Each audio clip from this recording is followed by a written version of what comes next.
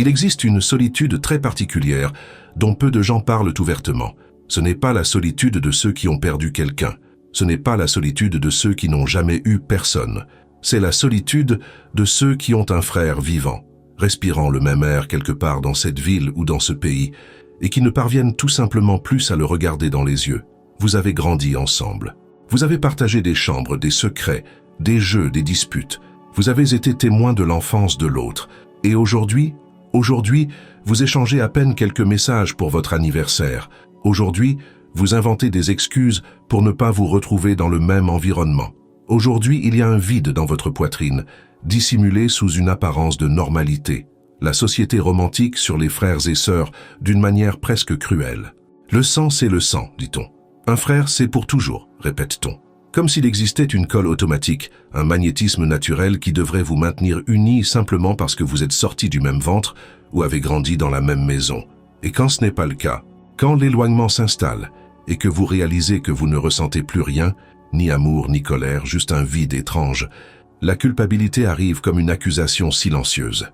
Qu'est-ce qui ne va pas chez moi? Pourquoi je n'arrive pas à ressentir ce que je devrais ressentir? Freud avait une compréhension brutale de cela. Il savait que les premières relations de notre vie ne sont pas faites de pureté ou d'innocence. Elles sont faites de disputes, de jalousie primitive, d'une lutte inconsciente pour la survie affective. Et le frère est le premier rival, le premier concurrent pour l'attention de la mère, l'approbation du père, la place dans le monde. Cela peut sembler dur, mais c'est vrai. Avant d'aimer votre frère, vous avez dû apprendre à le partager avec lui, partager l'attention, partager l'amour, partager l'existence. Et cela n'a pas toujours été juste. Cela n'a pas toujours laissé de cicatrices visibles, mais cela a laissé des marques que vous avez portées pendant des décennies sans vous en rendre compte. À 40, 50, 60 ans, ces marques commencent à parler plus fort que tous les bons souvenirs d'enfance. Et alors vient la question qui ne veut pas se taire.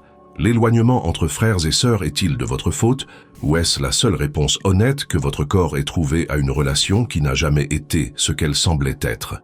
On grandit en croyant que les frères et sœurs sont différents, que les amis s'en vont, que les partenaires peuvent vous quitter, mais un frère ou une sœur, c'est permanent, c'est génétique, c'est le destin. Vous regardez ces vieilles photos, vous deux enlacés dans le jardin, riant dans la piscine, vous disputant un jouet et vous pensez « Nous étions si proches, que s'est-il passé ?» Mais la vérité est que vous n'avez peut-être jamais été aussi proches que votre mémoire aime le prétendre. Peut-être n'étiez-vous que deux enfants partageant le même espace, rivalisant pour les mêmes miettes d'attention, apprenant à survivre émotionnellement dans un territoire qui n'a jamais été assez grand pour deux. Freud appelait cela la rivalité fraternelle, et ce n'était pas une théorie abstraite.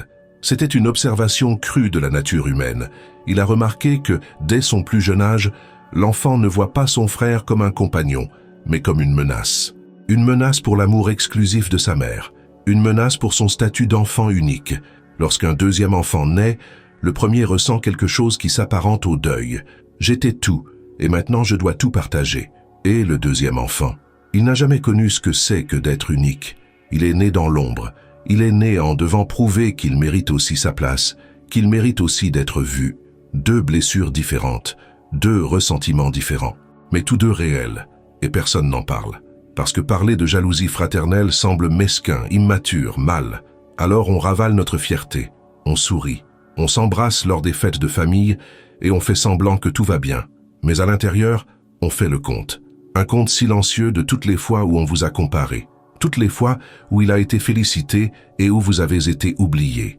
Toutes les fois où vos réussites ont semblé moins importantes parce que les siennes brillaient davantage aux yeux de ceux qui comptaient. Ou l'inverse, toutes les fois où vous étiez le responsable, le sage, tandis qu'il était le libre, le protégé, celui qui pouvait faire des erreurs sans en payer le prix que vous avez payé. La société vend l'idée que les frères et sœurs sont automatiquement des alliés, qu'il existe une complicité naturelle, une loyauté programmée dans l'ADN. Mais la vérité psychologique est autre. Les frères et sœurs sont les premiers étrangers que vous êtes obligés d'aimer. Vous ne vous êtes pas choisis. Vous avez été placés dans la même maison, avec les mêmes règles, mais avec des besoins émotionnels différents, des personnalités différentes. Et, voici le point important, avec des parents qui, même s'ils vous aimaient tous les deux, n'ont pas réussi à vous aimer de la même manière. parce que personne n'y parvient. Chaque enfant éveille quelque chose de différent chez ses parents. Chaque enfant active une blessure différente, un désir différent, une projection différente. Et vous le savez, vous l'avez toujours su. Vous avez remarqué quand votre père était plus patient avec lui. Vous avez remarqué quand votre mère s'illuminait différemment quand il entrait dans la pièce. Ou peut-être étiez-vous le préféré, et il a porté cela comme un poids sur sa poitrine toute sa vie, peu importe de quel côté vous étiez. Ce qui importe, c'est que cette inégalité affective, subtile, invisible mais dévastatrice, a semé une graine de distance qui a mis des décennies à germer. Et quand elle a finalement germé, à 40 ans passés, vous avez regardé votre frère et vous avez pensé « je ne te connais pas ». Et peut-être ne t'ai-je jamais connu. L'éloignement n'a pas commencé maintenant. Il a commencé à chaque dîner où vous vous êtes senti inférieur. À chaque conversation où il ne vous a pas vraiment écouté. À chaque moment de crise où vous avez attendu un soutien qui n'est jamais venu, ou où vous avez apporté un soutien qui n'a jamais été reconnu. Cela a commencé le jour où vous aviez besoin de lui et où il était trop occupé par sa propre vie.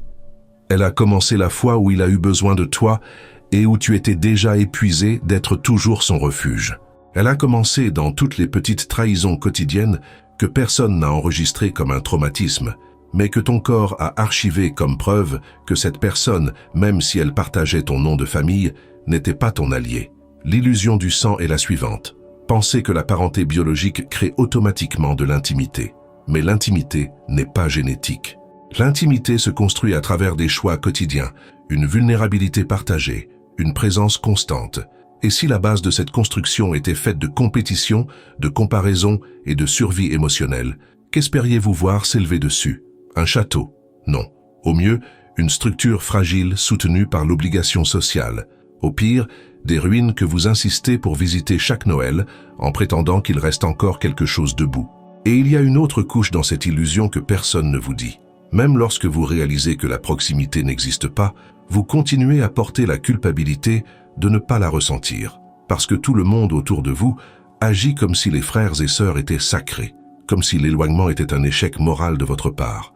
Mais c'est ton frère, disent-ils, comme si cela suffisait à justifier leur argument, comme si la biologie était plus importante que votre santé mentale, comme si vous deviez pardonner, passer outre, insister, simplement parce qu'un jour, vous avez partagé le même utérus ou grandi sous le même toit. À 40 ans, vous avez enfin le courage d'admettre. Peut-être n'avez-vous jamais été fait l'un pour l'autre. Peut-être n'étiez-vous que deux inconnus grandissant dans le même traumatisme, chacun gérant les restes émotionnels que vos parents avaient laissés tomber. Et il n'y a aucune faute à cela. Il n'y a qu'une vérité douloureuse que vous ne pouviez pas voir quand vous étiez enfant. Un frère n'est pas une fatalité. Un frère, c'est un choix. Et parfois, choisir de s'éloigner est la seule chose honnête que vous puissiez faire. Non pas parce que vous êtes cruel, non pas parce que vous êtes égoïste, mais parce que continuer à feindre une proximité qui n'a jamais existé est une violence silencieuse contre vous-même. Mais pourquoi maintenant? Pourquoi, à 40 ans, cette distance devient-elle insupportable ou pire, tout à fait naturelle? Quand vous étiez enfant, vous n'aviez pas le vocabulaire pour nommer ce que vous ressentiez. Vous saviez seulement que quelque chose vous faisait mal. Cela vous faisait mal quand votre frère recevait le jouet que vous vouliez. Cela vous faisait mal quand il arrivait à faire rire vos parents et pas vous. Cela vous faisait mal quand il pleurait et que tout le monde se précipitait pour le consoler. Mais quand vous pleuriez, on vous traitait d'exagéré, de dramatique, de trop sensible. Vous ne compreniez pas que vous meniez une guerre invisible pour une ressource rare, l'attention inconditionnelle de vos parents. Et dans toute guerre, quelqu'un apprend à attaquer, quelqu'un apprend à se défendre et quelqu'un apprend à disparaître. Freud a remarqué que chaque enfant, face à la rivalité fraternelle, développe une stratégie de survie. Ce n'est pas quelque chose de conscient, c'est instinctif. C'est une pure adaptation émotionnelle. Certains enfants deviennent les gentilles, celles qui obéissent, qui sont sages, qui ne causent jamais de problème. Elles découvrent que si elles sont irréprochables, elles gagneront peut-être l'amour qui ne leur vient pas naturellement. D'autres deviennent les rebelles, celles qui défient, qui crient, qui exigent de l'attention, même négative. Parce que l'attention négative reste de l'attention, et que le silence absolu est une mort émotionnelle. Et puis il y a ceux qui apprennent à être invisibles, ceux qui se rendent compte que le moyen le plus sûr de survivre dans cette maison est de ne pas déranger, de ne rien demander, de ne pas exister trop fort. Maintenant, arrêtez-vous et réfléchissez. Quel était votre rôle? et quel était le sien. Parce que ces rôles n'ont pas été choisis par vous. Ils ont été imposés par la dynamique de cette maison, par le tempérament de vos parents, par les attentes qui pesaient sur chacun. Si vous étiez l'aîné, vous avez probablement été parentalisé. Vous avez dû grandir vite, devenir un troisième adulte, vous occuper de votre petit frère alors que vous étiez encore un enfant. Et cela a généré un profond ressentiment, non pas envers votre frère, mais envers l'enfance qui vous a été volée. Vous n'avez jamais pu être fragile. Vous n'avez jamais pu faire d'erreur. Vous deviez être l'exemple. Et votre frère? Il a grandi libre de cette pression. Mais il en a porté une autre, celle de ne jamais être pris au sérieux, d'être toujours le bébé, le protégé, celui qui n'a jamais eu à prouver quoi que ce soit, parce que vous aviez déjà prouvé pour deux. Ou peut-être était-ce l'inverse. Peut-être étais-tu le Benjamin, celui qui est arrivé quand la nouveauté était déjà passée, quand les parents étaient déjà fatigués, occupés, moins présents. Et ton frère aîné, il a eu ses parents pour lui tout entier pendant les premières années. Il a eu le meilleur de leur énergie, de leur patience, de leur dévouement. Et même si personne n'en parle, tu l'as toujours su. Tu as toujours eu l'impression de ne recevoir que les restes. Ces différences ne sont pas des abstractions psychologiques, ce sont des blessures concrètes. Et ce que Freud a compris, et que beaucoup de gens refusent encore d'accepter, c'est que ces blessures ne guérissent pas toutes seules. Elles ne disparaissent pas parce que vous avez grandi. Elles changent simplement de forme. Cette jalousie enfantine se transforme en envie adulte. Cet abandon émotionnel se transforme en méfiance chronique. Cette comparaison constante se transforme en incapacité à célébrer le succès de l'autre sans avoir l'impression que votre propre valeur est diminuée. Et le pire dans tout ça, vous n'en avez jamais parlé. Car comment parler de quelque chose que vous ne pouvez même pas nommer? Comment aborder votre frère à 40 ans et lui dire « J'ai toujours eu l'impression que nos parents t'aimaient plus ». Comment admettre que vous avez nourri de la colère envers lui pendant des décennies, non pas pour ce qu'il a fait, mais pour ce qu'il représentait? Il était la preuve vivante que vous n'étiez pas à la hauteur. Il était le miroir qui reflétait tout ce que vous n'aviez pas réussi à être. Ou vous étiez ce miroir pour lui, et aucun de vous ne supportait plus de se regarder. Contrairement à ce que la nostalgie aime dépeindre, l'enfance n'est pas un paradis perdu. Pour beaucoup de frères et sœurs, l'enfance a été un champ de bataille silencieux. Vous partagiez le même espace physique, mais vous viviez dans des univers émotionnels complètement opposés. Il a grandi en pensant que vous étiez le plus fort, le plus capable, celui qui avait tout sous contrôle. Et vous avez grandi en pensant qu'il était l'aimé, le libre, celui qui pouvait se tromper sans conséquence. Aucun de vous n'avait raison, mais aucun de vous n'avait complètement tort. Vous avez simplement vécu la même famille, à travers des lentilles différentes. Et ces lentilles déformées ont créé deux versions incompatibles de la même histoire. Freud disait que l'inconscient n'oublie pas. Et c'est vrai. Vous ne vous souvenez peut-être pas consciemment de chaque moment de rejet, de chaque comparaison injuste, de chaque fois où vous avez été négligé. Mais votre corps s'en souvient. Votre réponse émotionnelle s'en souvient. C'est pourquoi aujourd'hui, lorsque vous êtes près de votre frère, vous ressentez une pression dans la poitrine que vous ne pouvez expliquer. C'est pourquoi vous évitez de l'appeler, vous évitez de lui demander comment il va, vous évitez toute proximité réelle. Parce que la proximité déclenche le souvenir émotionnel de toutes les fois où être près de lui a été synonyme de douleur. Et maintenant, à 40, 50, 60 ans, vous êtes arrivé à un point où vous ne pouvez plus faire semblant. La guerre de l'enfance est terminée, mais personne n'a gagné. Et le prix de cette guerre a été la possibilité d'avoir été, un jour, de véritables frères. Mais il y a quelque chose d'encore plus cruel dans cette histoire, quelque chose dont personne ne vous a averti. C'est que, même après tout cela, même après toute cette distance, il y a encore quelque chose en vous qui attend. Qui attend quoi exactement? Car la réponse se trouve dans ce qui n'a jamais été dit, dans ce qui a été ravalé pendant des décennies avec un sourire forcé et un « tout va bien ». La vérité sur l'éloignement entre frères et sœurs ne réside pas dans les grandes disputes, dans les ruptures dramatiques que tout le monde voit et commente. Elle réside dans les micro-trahisons quotidiennes que personne ne considère comme de la violence. Elle réside dans cette fois où tu as appelé, paniqué, et où il a mis 3 jours à te rappeler. Elle réside dans ce déjeuner du dimanche où il a raconté une conquête et où vous avez faim la joie alors que vous sentiez votre estomac se retourner. Elle réside dans toutes les fois où vous avez dû prouver quelque chose et où il avait déjà le trophée en main, sans aucun effort. Freud comprenait que l'être humain a une capacité effrayante à réprimer ce qui fait trop mal pour être ressenti. C'est un mécanisme de survie. Vous ne pouvez pas exploser chaque fois que vous ressentez de la colère, de la jalousie, de l'abandon. Alors vous refoulez tout cela. Vous l'enfermez dans un coin sombre de votre psyché. Vous affichez un sourire et vous passez à autre chose. Le problème, c'est que rien de ce qui est enfermé ne disparaît. Cela ne fait que pourrir. Et le silence entre frères et sœurs. C'est un cimetière de mots qui auraient dû être dits il y a 30 ans. Pensez à toutes les conversations que vous n'avez jamais eues. Les conversations sur cet héritage qui a divisé la famille. Sur ce moment où votre père était mourant et où vous étiez en désaccord sur les soins à lui prodiguer. Sur son mariage que vous trouviez précipité, mais que vous n'avez jamais dit. Sur votre divorce, qu'il a jugé en silence. Sur vos enfants qui se connaissent à peine, parce que vous-même vous vous parlez à peine. Chaque conversation évitée est une couche de distance. Chaque sujet délicat que vous contournez avec des phrases vides est une confirmation. Nous ne sommes pas assez proches pour être honnêtes. Et le pire, c'est que cette dynamique est devenue une habitude. C'est devenu normal pour vous. Vous ne ressentez même plus la douleur aiguë de ne pas pouvoir lui dire quelque chose d'important. Vous n'attendez même plus qu'il comprenne vos choix. Vous avez construit une relation superficielle si bien rodée que personne de l'extérieur ne remarque le vide. Lors des fêtes de famille, vous parlez du temps, des enfants, du travail. Tout est générique, tout est sûr, tout est mort. Mais il y a quelque chose d'encore plus cruel qui se passe ici. Le silence ne concerne pas seulement ce qui n'a pas été dit. Il concerne aussi ce qui a été dit et ignoré. Vous avez déjà essayé, dans le passé. Vous avez déjà fait des allusions. Vous avez déjà laissé échapper un « je me suis senti mal quand tu… » et il a répondu par une blague, par un « tu es trop sensible », par un « c'était il y a si longtemps ». Et vous avez appris. Vous avez appris que la vulnérabilité avec lui n'est pas une sécurité, c'est une exposition. Tu as appris qu'admettre sa peine, c'est donner des munitions. Alors tu as arrêté d'essayer. Et lui aussi. Parce que, de son côté, l'histoire est différente, mais le résultat est le même.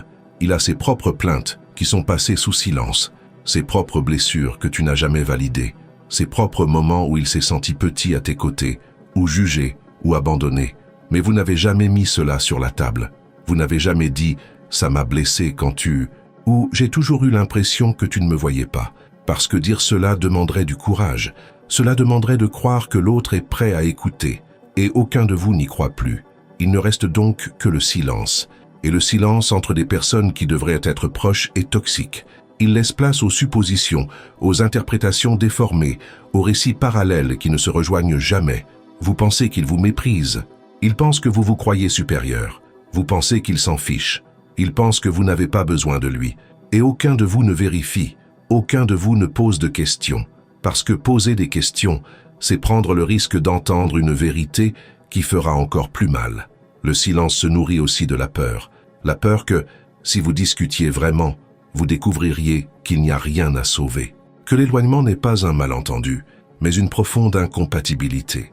Que vous n'êtes pas seulement des frères éloignés, mais des personnes qui, si elles s'étaient rencontrées aujourd'hui, à l'âge adulte, n'auraient peut-être même pas choisi d'être amies. Et reconnaître cela à haute voix, ce serait la fin officielle d'une illusion qui, aussi douloureuse soit-elle, offre encore un certain réconfort. L'illusion qu'un jour, peut-être, les choses pourraient redevenir comme elles n'ont jamais été. Mais la quarantaine arrive, et le silence prend un poids différent. Parce que maintenant, vous savez que le temps n'est pas infini. Vos parents vieillissent ou sont déjà partis, et avec eux disparaît la dernière raison pratique de sauver les apparences. Il n'y a plus de dîner obligatoire le dimanche. Il n'y a plus de médiateur qui vous oblige à partager le même espace. Et sans ce lien extérieur, que reste-t-il? Un appel téléphonique pour l'anniversaire, un message à Noël, 2 étrangers qui respectent le protocole social tout en prétendant que cela a encore un sens. Et c'est là que la question la plus effrayante se pose. Ce n'est pas « pourquoi nous sommes-nous éloignés ?» C'est « qu'est-ce qui nous lie encore ?» La quarantaine n'est pas magique, mais elle est révélatrice. Il y a quelque chose dans cette phase de la vie qui agit comme un tournant émotionnel. Vous avez vécu assez longtemps pour comprendre les schémas. Vous avez perdu suffisamment de personnes pour savoir que tous les liens ne méritent pas d'être maintenus simplement parce qu'ils ont existé un jour. Vous avez porté suffisamment de poids pour commencer à lâcher prise sur ce qui ne vous appartient pas. Et lorsque vous regardez votre frère avec cette lucidité brutale de la quarantaine, quelque chose change. Soit vous décidez d'affronter la vérité et d'essayer de reconstruire, soit vous acceptez l'éloignement et cessez de prétendre que cela vous détruit. Le fait est que jusqu'à 40 ans, vous aviez encore l'excuse du temps. Un jour on en parlera. Quand les choses se seront calmées, je l'appellerai. après le départ de nos parents, on se comprendra. Mais la quarantaine vous enlève cette excuse, parce que maintenant vous savez que un jour est un mensonge réconfortant que vous vous êtes raconté. Si vous aviez voulu vous rapprocher, vous l'auriez déjà fait. S'il y avait eu de la place pour une véritable intimité, elle se serait déjà manifestée à un moment ou à un autre au cours des 20 dernières années. Ce n'est pas le cas, et ce n'est peut-être la faute de personne. C'est peut-être simplement la reconnaissance honnête que vous n'avez plus votre place dans la vie l'un de l'autre. Et il y a un autre facteur décisif, la mort ou le vieillissement des parents. Tant qu'ils étaient en vie, ils faisaient office de ciment familial, l'excuse pour se réunir, la raison de rester en contact. Vous appeliez chez eux et, au passage, vous aviez des nouvelles de votre frère. Tout était là, intermédié, facilité. Mais lorsque les parents s'en vont, ou lorsqu'ils vieillissent au point de ne plus pouvoir jouer ce rôle de pont, la structure s'effondre. Et là, vous vous retrouvez face à la vérité. Sans le prétexte des parents, vous n'avez plus de raison de vous parler. Cela devrait être choquant, mais ce n'est pas le cas. C'est juste triste, parce que vous réalisez que l'amour entre vous, s'il a jamais existé sous sa forme pure, était médiatisé par une tierce personne. Ce n'était pas vous deux qui vous choisissiez, c'était vous deux qui orbitiez autour de la même source d'affection et par ricochet qui vous heurtiez l'un à l'autre. Maintenant que cette source s'est tarie, chacun suit son propre chemin. Et il n'y a pas de méchant dans cette histoire. Il y a seulement deux personnes qui n'ont jamais appris à se comporter sans public, sans médiateur, sans obligation extérieure. La quarantaine apporte aussi moins de patience pour les relations vides. Vous avez déjà passé trop d'années à entretenir des liens qui ne vous nourrissent pas en retour. Vous avez déjà souri lors de fêtes où vous ne vouliez pas être. Vous avez déjà embrassé des gens qui ne ressentent rien pour vous. Et il arrive un moment où votre corps ne supporte tout simplement plus cette comédie. Vous commencez à annuler des rendez-vous. Vous commencez à inventer des excuses pour ne pas aller à ce barbecue où il sera présent. Non pas parce que vous le détestez, mais parce qu'être près de lui vous coûte une énergie émotionnelle que vous n'avez plus. Et préserver cette énergie devient une priorité. Et c'est là que se trouve le tournant. Vous devez prendre une décision. Vous ne pouvez plus rester dans cette situation ambiguë de frères qui ne sont pas proches, mais qui ne se sont pas officiellement disputés. Soit vous vous asseyez, vous ouvrez votre cœur, vous mettez sur la table chaque ressentiment, chaque blessure, chaque attente frustrée, et vous essayez de construire quelque chose de nouveau à partir des décombres, soit vous assumez la distance comme un choix conscient, et vous faites la paix avec cela. Les deux voies sont valables. Ce qui n'est plus valable, c'est de continuer à faire semblant. Si vous sentez qu'il y a encore quelque chose qui vaut la peine d'être sauvé, c'est le moment. Pas quand il sera malade, pas quand il sera trop tard. Maintenant, décrochez le téléphone. Envoyez ce message difficile. Proposez une vraie conversation, sans masque, sans accusation, mais aussi sans fuir le malaise. Dites « J'ai l'impression que nous nous sommes perdus et je ne sais pas s'il y a un chemin pour revenir en arrière, mais je veux essayer de comprendre ce qui s'est passé entre nous et soyez prêts à entendre des choses qui feront mal. Soyez prêts à accepter la possibilité qu'il ne veuille pas avoir cette conversation ou que, même si vous l'avez, vous découvriez que la distance est insurmontable. Mais si vous sentez que vous avez déjà essayé, que vous avez déjà donné toutes les chances, que vous avez déjà attendu trop longtemps un geste qui n'est jamais venu, alors il est temps de faire un autre choix, celui d'aller de l'avant, sans culpabilité. Vous n'êtes pas obligé de garder quelqu'un dans votre vie simplement parce que vous partagez le même ADN. Vous n'êtes pas une mauvaise personne parce que vous reconnaissez que ce lien vous fait plus de mal que de bien. Et prendre vos distances ne signifie pas lui vouloir du mal. Cela signifie simplement protéger votre tranquillité. Cela signifie comprendre que toutes les relations ne peuvent pas être réparées et qu'insister sur quelque chose qui est déjà mort est une forme de violence envers vous-même. La quarantaine vous donne cette permission.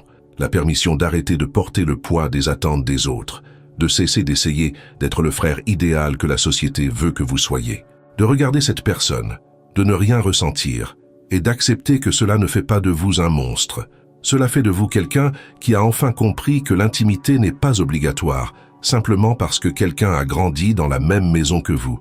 Alors la question qui reste en suspens est, qu'est-ce qui sépare vraiment les frères et sœurs ?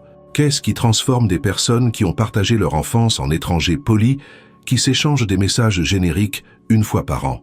La jalousie est la première, et personne ne veut l'admettre, car la jalousie semble mesquine, insignifiante, indigne. Mais Freud savait que la jalousie n'est pas un défaut de caractère. C'est une réponse émotionnelle légitime lorsque vous voyez quelqu'un obtenir facilement ce qui vous a coûté sang et larmes. Quand votre frère se marie et que vous êtes toujours seul, quand il prospère financièrement et que vous avez du mal à payer vos factures, quand ses enfants sont en bonne santé et que les vôtres ont des difficultés, ce n'est pas que vous lui souhaitiez du mal, c'est que son succès met cruellement en lumière ce que vous n'avez pas. Et chacune de ces victoires semble être une accusation silencieuse de vos propres échecs. Vous essayez de vous réjouir, vous essayez de célébrer. Mais au fond, vous ressentez une douleur lancinante, et cette douleur s'accumule. Et un jour, vous vous rendez compte que vous évitez de lui demander comment il va parce que vous ne supportez plus d'entendre que tout va bien dans sa vie alors que la vôtre s'effondre. La deuxième blessure est la parentalisation. Elle survient lorsqu'un frère ou une sœur est devenu trop tôt le père ou la mère de l'autre. Quand encore enfant, vous avez dû vous occuper de lui pendant que vos parents travaillaient, buvaient ou étaient tout simplement absents. Vous avez changé ses couches, lui avez donné à manger, l'avez aidé à faire ses devoirs, l'avez réconforté quand il faisait des cauchemars. Vous avez été privé de votre enfance pour garantir la sienne, et cela a engendré un ressentiment silencieux qu'il n'a jamais compris, car pour lui, vous n'étiez que son grand frère. Il n'a pas demandé à être pris en charge, il n'avait pas le choix. Mais vous non plus. Et maintenant, adulte, vous le regardez et vous voyez quelqu'un qui vous doit quelque chose qu'il ne vous rendra jamais. Non pas parce qu'il est ingrat, mais parce qu'il ne sait même pas qu'il a une dette. Et vous portez ce fardeau seul, sans reçu, sans reconnaissance, jusqu'à ce que le poids se transforme en distance. La troisième est le rachat impossible.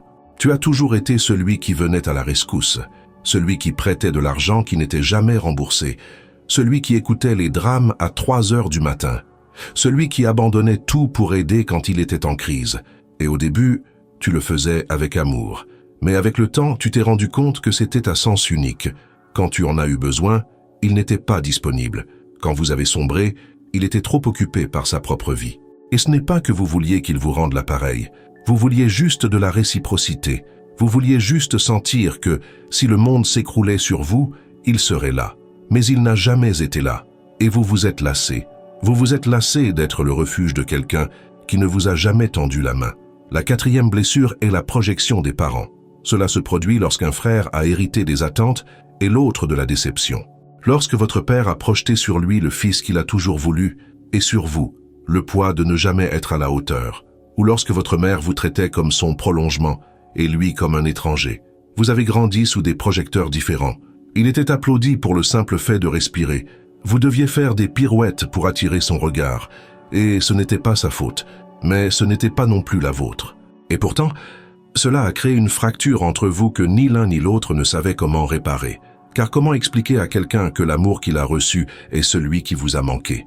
Comment lui faire comprendre que sa liberté vous a coûté votre emprisonnement? La cinquième est la divergence radicale des valeurs et des choix. Vous avez grandi ensemble, mais vous êtes devenus des personnes complètement différentes. Il est conservateur, vous êtes libéral. Il croit en une discipline stricte. Vous croyez en l'affection. Il vote d'un côté, vous votez de l'autre. Et ce ne sont pas seulement des opinions, ce sont des visions du monde incompatibles. Chaque conversation devient un champ de mine. Chaque sujet se termine par des tensions. Et vous réalisez que vous ne pouvez plus être avec lui sans avoir l'impression de devoir vous surveiller, vous retenir, prétendre être quelqu'un que vous n'êtes pas. Et cela vous épuise.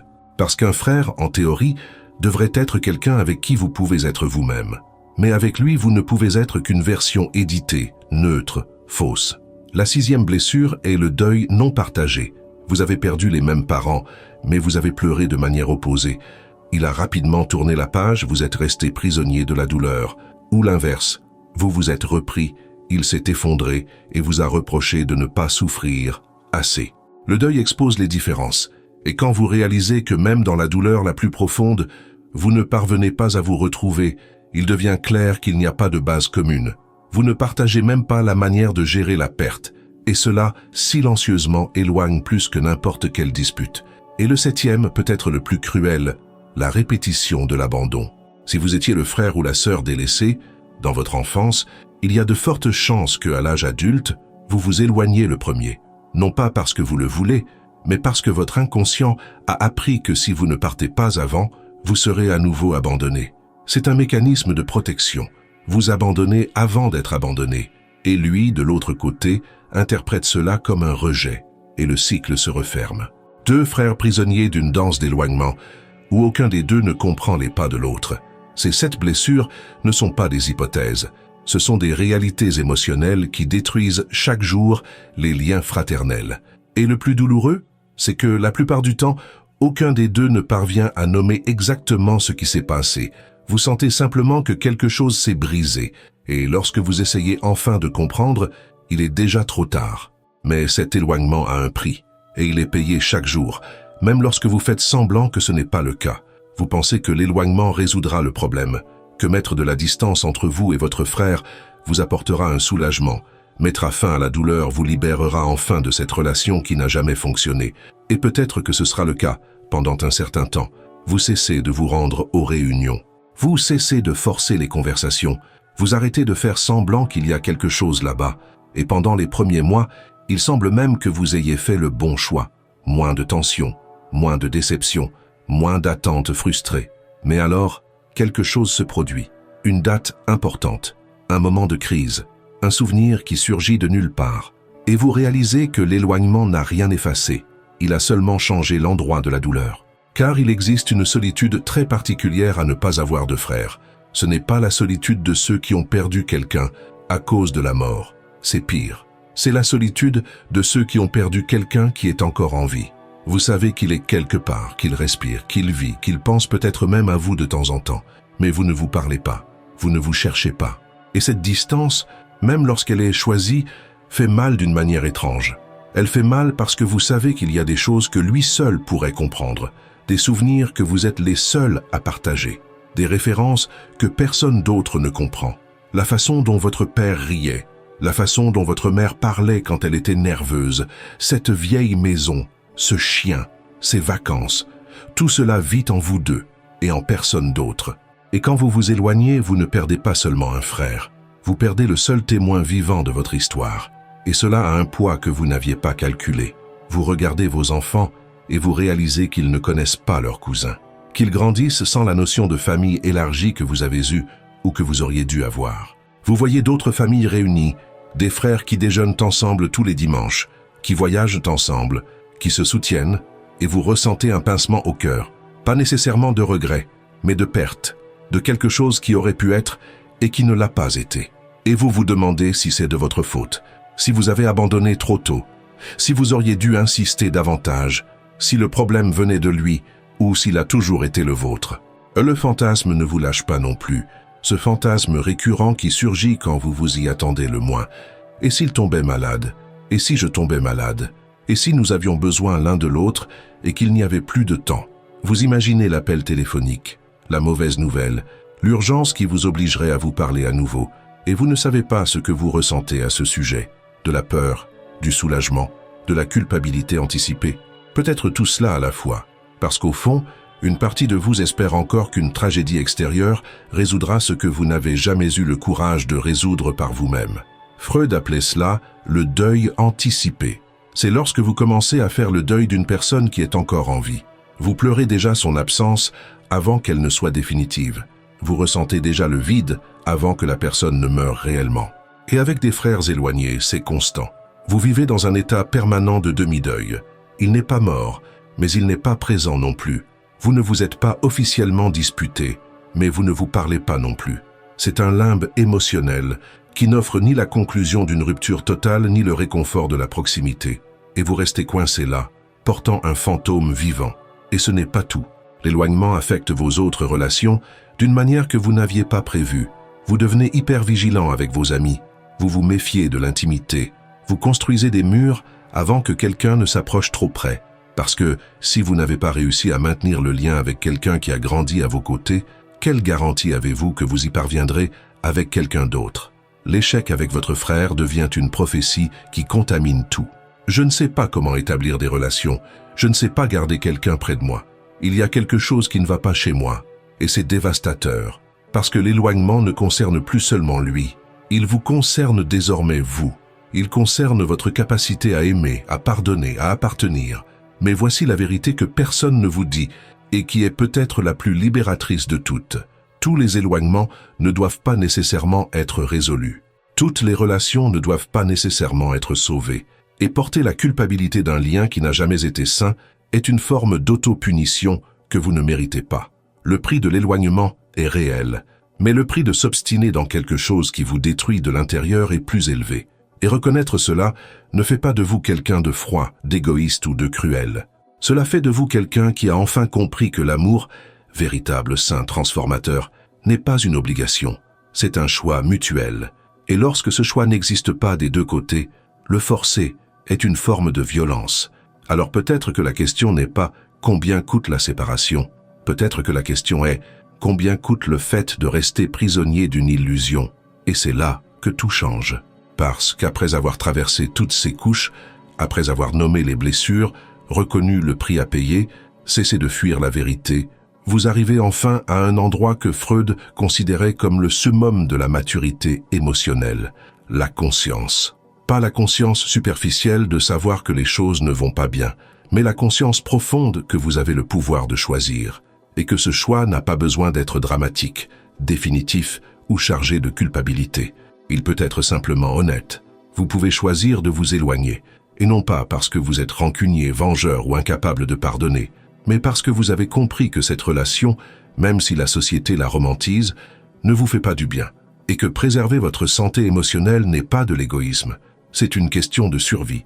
Vous pouvez regarder votre frère et penser « Je te souhaite du bien, je ne te déteste pas, mais je ne peux plus faire semblant d'être proche de toi, cela me vide. » Et c'est valable, c'est légitime. Vous n'avez besoin de l'approbation de personne pour protéger votre paix intérieure, ou vous pouvez choisir d'essayer, mais pas essayer passivement, en attendant que l'autre change, que le temps guérisse, qu'un miracle se produise. Essayez activement. Ce qui exige que vous preniez le téléphone, que vous fixiez un rendez-vous et que vous disiez « J'ai besoin de parler de nous, de ce qui s'est passé, de ce qui n'a jamais été dit, et être prêt à entendre des vérités difficiles, pour découvrir qu'il porte aussi des blessures, que son récit est complètement différent du vôtre, que vous avez peut-être tous les deux raison, chacun dans votre propre douleur.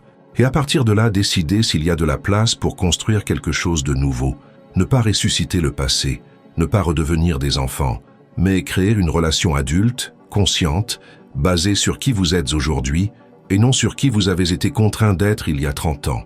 Et il y a un troisième choix, que beaucoup de gens n'envisagent pas, mais qui peut être le plus sage, la relation minimale. Ce n'est pas la proximité, ce n'est pas l'éloignement total, c'est l'acceptation. C'est reconnaître que votre frère, pour vous, ne sera pas ce qu'il est pour d'autres personnes. Il ne sera pas votre meilleur ami, il ne sera pas votre confident, il ne sera pas votre refuge. Mais il peut être quelqu'un avec qui vous échangez des messages d'anniversaire sans importance, quelqu'un que vous rencontrez à Noël sans attente particulière, quelqu'un qui existe dans votre vie de manière périphérique, sans causer de douleur, mais aussi sans offrir d'intimité. Et cela suffit, c'est mature, c'est réel. Freud avait une phrase brutale qui résume cela. Nous ne pouvons pas être guéris des gens, seulement conscients d'eux. Vous ne guérirez pas la blessure que représente votre frère. Vous n'effacerez pas les comparaisons de l'enfance, la rivalité, les blessures accumulées. Mais vous pouvez prendre conscience de tout cela. Et à partir de cette conscience, agir de manière à vous préserver plutôt qu'à vous détruire. La guérison ne consiste pas à forcer un lien qui n'a jamais existé. La guérison consiste à accepter ce qui est, sans idéaliser ce qui aurait pu être. Et c'est là que réside la liberté. Vous ne devez rien à personne simplement parce que vous avez partagé le même toit pendant votre enfance. Vous n'êtes pas obligé de garder quelqu'un dans votre vie parce que la génétique ou le hasard vous a mis dans la même famille. Si la relation vous nourrit, battez-vous pour elle. Si la relation vous détruit, lâchez prise.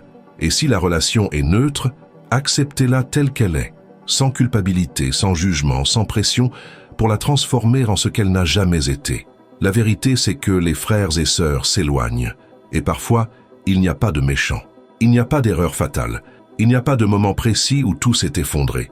Juste deux personnes qui ont grandi, changé, suivi des chemins différents et réalisé que le lien du sang n'est pas plus fort que l'incompatibilité émotionnelle. Et reconnaître cela n'est pas un échec.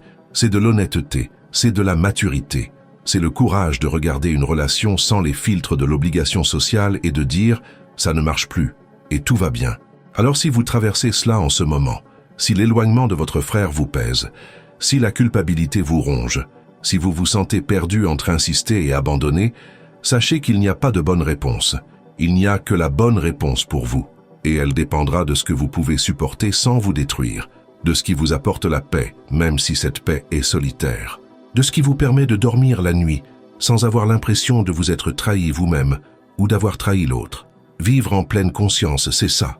C'est regarder votre histoire, vos blessures, vos choix, et en assumer la responsabilité sans porter le poids de ce qui ne vous appartient pas.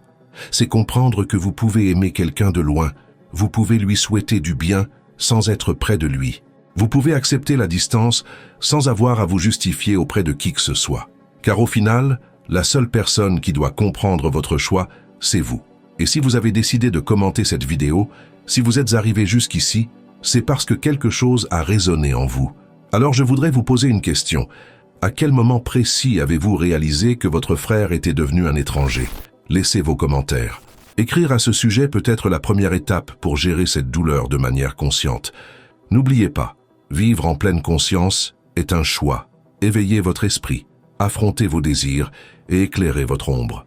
Comptez sur moi dans cette aventure et continuez à suivre les prochaines vidéos de la chaîne.